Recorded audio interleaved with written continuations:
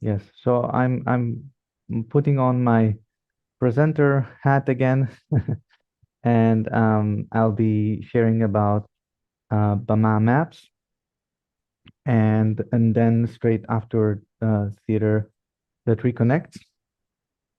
And let's see. Uh, Maybe I'll also do like Mander. If I have more time, I might do one after another and give more time to questions. We'll see. So I'll share screen, and I'm presenting this one as me, but also with Ferial and a team. Ferial currently cannot attend and is dealing with personal family thing, and just sending good energy for her and for Adrian, and thanking her for all the work with LCE and also with this project called Bama Maps. And I will present it. So Bama Maps, who are we? Is an international growing team of nature-inspired learners, educators, and change facilitators who believe in the power of nature and play to inspire more aliveness everywhere. Um, and there is a quote here: "Maps are spaces too." So the map is not the territory, but the map is also the spatial awareness space where we organize our knowing. And in Bama Maps, which is built on two words for space, ba and ma in Japanese, um, with ma being a favorite word of my dear teacher and meditation and movement teacher, Arawana Hayashi, which comes from the word in Japanese for the empty space or the negative space or the space of pause, of silence, where uh, where we also rest, where we are in stillness. And if you think about the Japanese kind of garden or Zen garden, you can appreciate maybe this idea of the empty space. And the ba again is has different meaning, but a Japanese scholar also framed it as the space of knowledge or shared knowledge, and making a connection with ba and internet system as knowledge system. And Bama together is in Hebrew conveniently also stage or elevated platform. And maps is this spatial awareness technology. So this is a little bit about the name. And our core idea right now is that we are about quest for well-being, inspiration, and health. And the goal is to get more awareness, more time in nature, more playful living, more mindful inspiration, and less stress and disconnection. We aim to make it easy for creators, all sorts of creators, facilitators, coaches, trainers, educators, leaders, to ideate, design, lead, and promote nature-inspired learning at scale by leveraging latest advances in generative AI, XR, extended reality, augmented reality, virtual reality, and the benefits of play in nature. How can LCE support the product or the practice is provide the ideal, Living Cities Earth provides the ideal platform to meet new quest makers or creators um, and contexts where they could be implemented, projects, organizations, and cities. So right now, what the form that is it taking is we're building a quests or a quest makers platform, which should make it easy to create engaging experiences that integrate nature-inspired learning in everyday life using also new technologies. The target audience are inspired leaders that would like to take on the quest for themselves or for their context, being it city, organizations, etc. Quest creators that are the one that create those nature-inspired quests for the learners or the participants, who will also be kind of we will be sharing revenue with them, so that will also become one of their way to be sustainable. and the natural learners, which is all of us, potentially are natural learners, that are people that will be engaging with the quests as a nature-inspired learning experiences. So now I'll move to our pitch, and we're in a pitch moment. I've been pitching to several accelerators to get us to the MVP, or minimum viable product, or most valuable practice going forward. So I'll do quickly our pitch, which is Bama maps nature inspired learning. And I'll be timing myself because I need to exercise to do that in 3 minutes. The problem is, what is the problem that we are dealing with is disconnection. So work stress, mental illness, global anxiety are on the rise. Wars, climate change, just the routine and the daily life and the war on our attention in the digital spaces is highly affecting. And we're living through what some people call a mental health pandemic. And by the World Health Organization, this is from 2 years ago, 264 million suffer from depression and other mental health conditions. I also heard recently that it's estimated that by 2030, depression particularly would be the most common and the most expensive disease on the planet. So what do we do about that? So our solution is based on a simple equation. Play times nature square equals aliveness. So as Albert Einstein used to say towards the end of his life, look deep into nature and then you will understand everything better. Um, and there's a little warning here sign. Play and nature could get you deeply inspired. And if you think in some of the greatest inventions and aha moments in history, you will find that they happen near or around nature. So inspiration and aliveness through nature and play. Uh, how do we plan to get there? So there is a partnering model. So currently we're partnering with Living Cities as an ecosystem of innovative leaders, helping 10,000 cities become places where people and nature thrive. We're also developing a collaboration with Breaks Finland, which is the leading corporate marketplace that provides happiness as a service in Finland and worldwide, and a choice of high quality well-being solutions. We're also open for new partnerships, some that we cannot discuss right now, and some that we'll discuss with you. The idea is to launch an AI-powered or assisted quest maker. Going through this, I'll just bring another quote of Marie Curie. Nothing in life is to be feared. It's only to be understood. Now is the time to understand more so that we may fear less. Looking at the other players in our field, we are seeing a rise with the digital mental health apps in last years, namely Calm, Headspace, Insight Timer. Like that, our platform will have daily practices, group practices, also that are community-led, so groups, as well as XR ready, so ability to implement in a virtual or augmented reality, as well as AI assisted assistance. And we make it easy for creating those quests that create nature-inspired learning practices and that are easily to embed into everyday life. Maybe through Leonardo da Vinci, we'll just bring about nature alone is the master of true genius. That's just a little bit more about inspiration and nature. The impact, the Bama Maps quests motivate walking outside, reflective practices, and socially connecting activities, thus increasing inspiration, creativity, and health levels of people and their communities. And we estimate that by using the platform and the quest, people can increase by a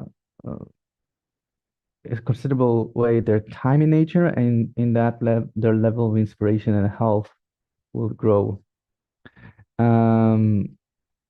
I'm way over my 3 minutes, but here I have more, so I'll just take a bit more time to speak about the business model, which is a community-led marketplace of creative nature quests. offering prepping features like AI-powered smart avatars, project reporting, and generative AI tools to professionals in the private and public sector. And so it's a marketplace of solutions and quests, and that is free access to users and creators with some premium features, especially connected with kind of allowing to interact with kind of personalized, customized AI assistants, or we call it smart avatars, and project reporting. So kind of the creators could get anonymous yet indicative information about how those practices are being implemented and the effects of them, potentially also being integrated in larger scale interventions with private and public sector. Um, and the market of well-being market is growing, so is the corporate well-being and the digital well-being market. And we can see that phenomena like ChatGPT, the NFT from the year before, and in general games show us that there is a high interest in play and creativity and the technology space, and people are eager for something new.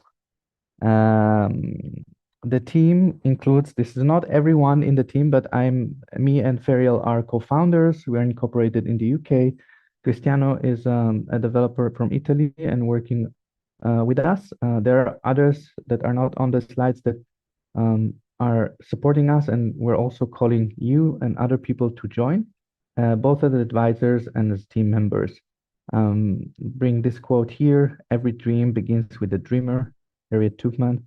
And we are raising our founders round with a target of 360,000 euro or pound equivalent, and for a 9% equity, a pre-money evaluation of 3.6 or 4.6.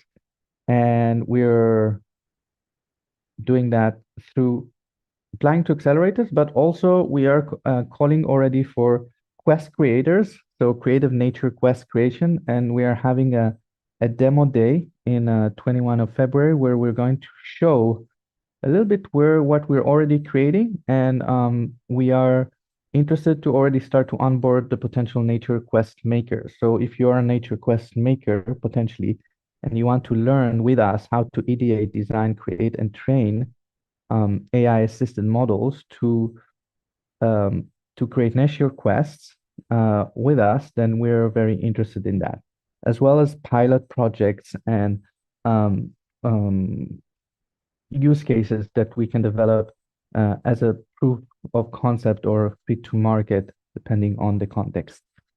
And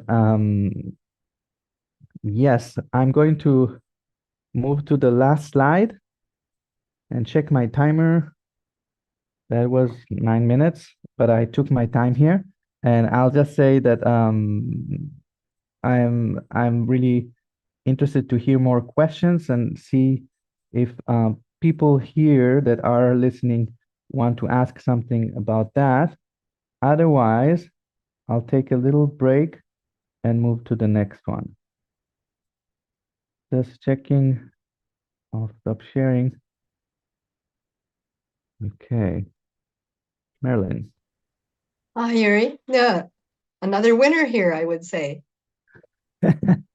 This looks very interesting. So I'm not sure that I grasped everything that you were proposing. I tend to be a person who goes out into nature and does activities on my own. I do enjoy going with friends, but I don't actually need them. I'm willing to do the sort of interaction on my own. But in this kind of quest, is that something an individual would do, was track that, or do you need to do it with a group? That's a great question. So because we are building a platform, we imagine the quest creators will define the parameters, but what you're talking about, it's actually more even common what you're talking about, that the quest is something that I do on my own in relationship with others. So, for example, let's take a case of the program Mander spoke about. So this could be translated into a quest where you kind of take the training walking to places in nature. So you would be doing it on your own, but other people will be doing that. And through the platform, you would kind of get a chance to exchange with them, not necessarily when you're out in nature, but rather more in between. Uh, I think it will be built in order for you to experience it on your own. And in that sense, the quest is a sort of support for your own reflection. So you might already do that nature connection. So then it's just another way to interact with that and getting new, fresh input Right. to it. Yeah. The other use case is for people that maybe otherwise would not do it. So it's to get them Yeah. playfully into that experience and then get the benefit from it. Right. Yeah, I'm also going to suggest that you might like to look at David Gershon's Peace on Earth game, because the game is featured, I think there's 8 themes to it. And so each of the weeks has a different theme, and it would be like a quest. And so anyway, I just suggest that if you haven't already looked at it, have a look at Well, it. I just heard about it today because I had a meeting with Kara, which is also a co-founder, Yes. Mhm. and she mentioned him. So I already was looking up I never heard of him, and she suggested that we meet for some projects. But what I understand from what you told me, and I feel there are more than, and I see there's more of this questing happening. Also, there's a project by Frederick Laloum, The Week, and Oh other yes, people. the week. I've done that too. Yes. That's another type of quest. I consider it a quest. And the difference between a quest and a challenge. So there is a lot of social media posts around challenges, and they're usually like people doing stupid things in front of the camera, and that's a challenge. But and which is fine. And there's also yoga challenges and fitness challenges. But the difference between a quest and a challenge is that a quest it unfolds over time. It has more steps. Uh-huh. Yes. It's more like a journey. And Yeah. I would say it has more possibility to be doing it together, not in the sense that we're all doing it together, but we have a relationship to each other. So there is Yeah. this idea of fellowship in Quest. Like if you think about the fellowship of the ring, so Yes. Yes. the Quest, there is encounters happening there that in a challenge, they don't happen in the same way. Right. Maybe we should put the quest into some of the other surveys that we're trying to get people to do in Living Cities Earth, because maybe they could get rewarded. Yes. Yeah, so yeah, that sort of springs to mind. The other thing that I'm curious about, so from a technology perspective, it sounds a little bit like social Fitbits. Um, so Right. so maybe you could maybe there's an accessory that you take into nature, and like I have friends who do, they have 10,000 steps a day kind of thing, right? So that's sort of in some people's practices already. Yeah, I was chatting with ChatGPT about the project at some point and researching Indiegogo, and something came up with, well, I thought was fascinating, and we haven't um, officially launched it, but I think it's the next step. It's called Nature Compass. So Uh, Nature Compass is sort of the way that I imagined it or saw it also with the exchange. It's similar to an old watch, like a old yes, pocket watch device, which you might go into nature, and this will be your terminal for the quest. So different, kind of like my video screen here. uh, where? Can you see I've turned my video off, so usually it's displaying a compass Oh that yeah, yeah. I think it's not set to see the maybe you can't see it. yeah. Anyway, I turned. Yeah. I've created some images of that, and yeah, I'm curious. The thing with, of course, the device, it has a complete other set of costs and development processes, developing a hardware over a software. Um, but yeah, I would be interested to develop a nature companion device, and I think it will be different from a Fitbit, actually. Yeah. It would um, But Yeah, yeah, and we have been talking with a organization in I can't reveal everything about that, but they're interested to create an app and a device having to do with mothers and working with postpartum depression, which is something, growing issue of postpartum depression. And they were talking about devices as well and wearables that connect the mothers, or the right. future, Yes, yes, and yes. creating kind of camaraderie and also mental health support Yeah. somehow. Yeah. I will send you something else that is kind of amusing to me to connect. I wrote some novellas 2 years ago, Uh-huh. and one novella was about a community group creating something like this. And so you can have a little story that might find some connections and ideas from it. So yeah, you never know, do you? Yeah, yeah. I think what um it's like unleashing what it will be like to unleash this creativity force of Yes, basically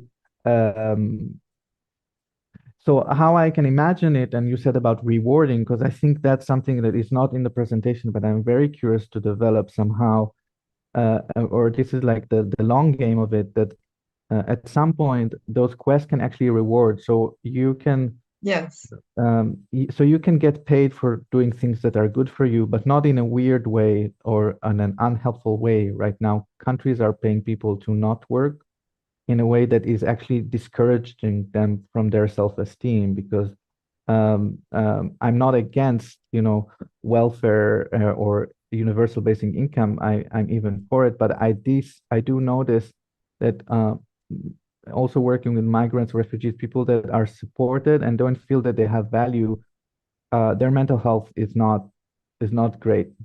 yes, Uh, I'm kind of belittling it, but it's not is it's a big frustration. So while with something like that, at scale, I can imagine a way to reward people for doing things good for themselves and the community and the environment by solving quests, which are yes, not yes, about necessarily productive thing, although I feel this is the real productive thing, is to care for yourself and the community and the earth. That's the most productive thing we can do right now. Um, and having a way for people to sort of um, be supported for the care work. yes, and to be recognized for it. I think it's really Yeah. it's very a strong possibility. So I think you should build that into your elevator pitch there, Yeah. because Yeah. I think that that's something that's really almost endemic everywhere, and especially with young people.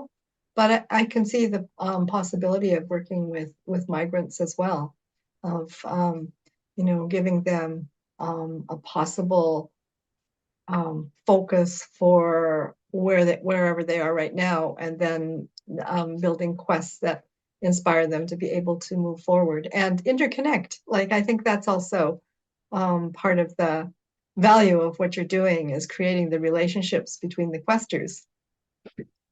Yes. And the questers and the land.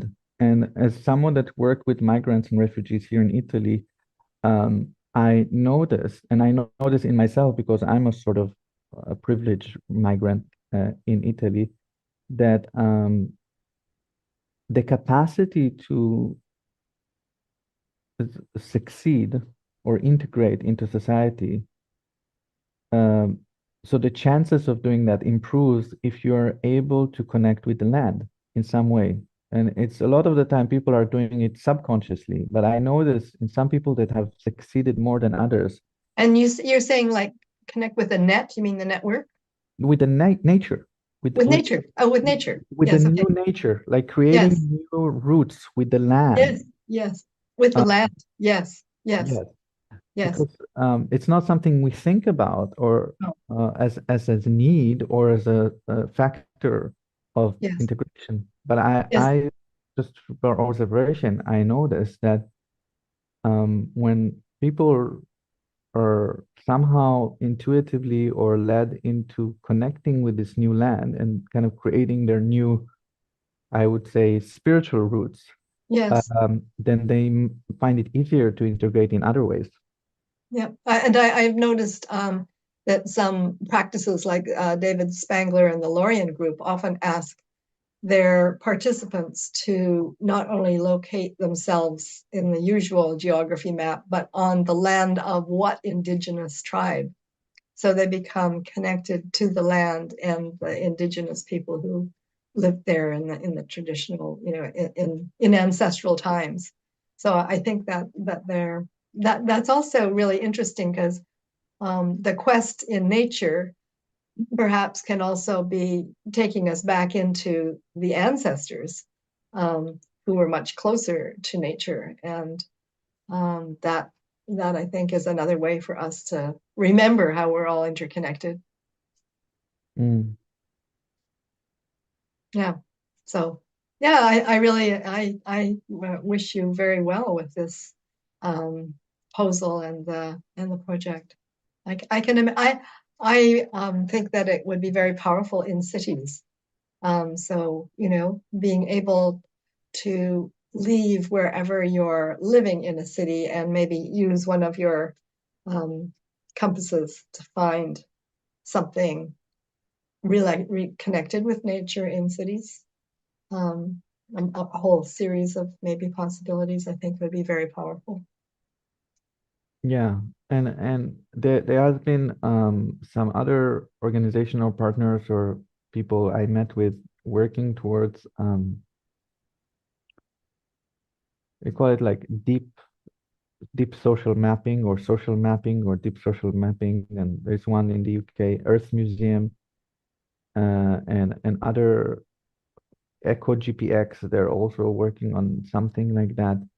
And I think like this mapping of the stories or and the experiences on the land, which I feel is very connected with what indigenous people call song lines or song Yes, spirals, yes, yeah. Aboriginal, uh, which is kind of, as I read one of the books called Song Spirals by indigenous Aboriginal women from Australia, what it implied, doesn't necessarily say in the book, is that this is a sort of our, according to their sort of beliefs and wisdom shared, the role of life, the role in the cycle of life of humans is to tell stories of the land Uh-huh, uh-huh. in a Yes, way. So we are the storytellers of the land, and that's how yes, we actually interact yes, with the entire existence. And the singing and the storytelling is a sort of a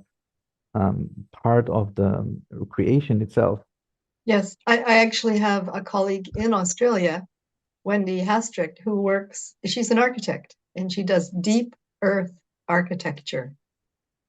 And she always says the first client she works with for any project is the land itself. So she listens to the land and she has various ways of mapping it. So, and she's working with the Aboriginal people there, of course, but not only them, but still this is her practice. And so it sounds to me like that would also overlap in a quest. Mm, yeah, yeah, reconnecting the song lines. That's another core. Yeah, Mhm. core wish or hope or desire with that where it could go is to re-indigenize, relocate us in our deep time stories wherever we are, and um, yeah, and I'm Jewish, born from German Romanian families and living in Italy, born in Israel. So I can say, Uh-huh. so I can say I don't know where I'm from, but I know where I Yes. am. Yes. And I know a lot of us don't even know where we're from. But if we can just reconnect with where we are, then maybe that's a good start. Yeah, well, you're a living example of non-locality in one person. That's beautiful. Yes. And of course, in cities, that's not unusual for people to have such a multicultural background. Mm, mm. Yeah. So we Good. could discover many things on the quests that you're thinking of. And I think it would bring up lots of stories and storylines. Mm, yeah. Thank you, Marilyn. And I have another presentation, so I might as well we'll take a minute break and I'll open my other one. Okay, And it's connected. And let's see. I'll take a little break too. Return Yes, probably. yes.